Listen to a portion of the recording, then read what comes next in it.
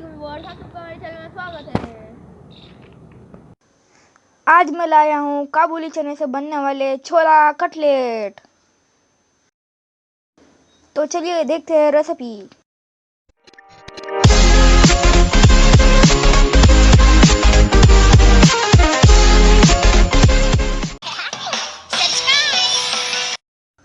हम लेंगे एक कटोरी में 250 ग्राम छोले,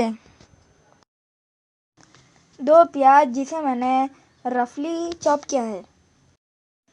रमज़ान के लिए ये नया किस्म का कटलेट होगा। अब हम डालते हैं 1 मुट्ठी कोतमीर, 1 चम्मच धनिया पाउडर, 1 चम्मच काली मिर्ची पाउडर। चने को चटकदार बनाने के लिए हम डालते हैं 1 चम्मच चाट मसाला, 1 चम्मच लाल मिर्ची पाउडर और डालेंगे आधा चम्मच जीरा, स्वाद अनुसार नमक। इसमें के इंग्रेडिएंट्स एक जान करने के लिए हम इसे अच्छी तरह से मिक्स करेंगे। अब हम इसका मिक्सर में से एक फाइन पेस्ट बनाएंगे। देखिए ऐसा पेस्ट तैयार होगा। इस पेस्ट में हम मिलाएंगे 1 चम्मच मैदा, आधा चम्मच बेकिंग पाउडर, 1 चम्मच अमचूर पाउडर। अब हम उसे अच्छे से मिक्स कर देंगे। कटलेट हाथों को ना चिपके इसलिए हम हाथों को तेल से ग्रीस करेंगे और कटलेट के मनचाहे शेप बनाएंगे। आप इसे बॉल शेप में भी बना सकते हैं, स्क्वायर। अगर आपके पास कुकी कटर हो तो आप स्टार एंड हार्ट शेप में भी बना सकते हैं।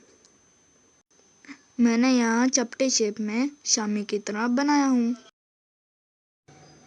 आपको कटलेट कैसे लगे मुझे कमेंट करके ज़रूर बताना। घर में ज़रूर ट्राई करना।